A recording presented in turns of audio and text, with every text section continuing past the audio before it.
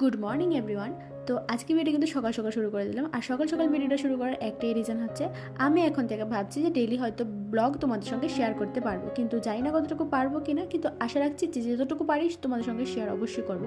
তো সকাল সকাল কিন্তু ঘুম থেকে উঠে আমি এখানে দেখতেই পাচ্ছ বেড টেড ক্লিন করে নিয়েছি, আমি নিজেও ফ্রেশ হয়ে গেছি। তো তারপর টিফিন করেছি, কিন্তু আমি সেটা আর ভিডিও করতে পারিনি। তারপর চলে গেছি ভাত খেয়ে, যদিও আমি সকাল সকাল ভাত খাই না, কিন্তু আজকে বাড়ি থাকার কারণে আমি আজকে সকাল সকাল ভাত খেয়ে নিয়েছি। আর এরপর বসে গেছি একটু কাজ করতে। আর আজকে আমি না বাড়িতেই কাজ করছি, কারণ আমি অফিসে যাইনি, ল্যাপটপটা নিয়ে এসেছি, বাড়িতেই কাজ করছি। তারপর মা আমাকে একটু বেদানা চলে দিল, বলছে এগুলো খা। তো আমি এগুলো খাচ্ছি। দেন এরপর বাইরে প্রচণ্ড বৃষ্টি হচ্ছে, আর বোনও এখানে রেডি হয়েছে ভিডিও করার জন্য।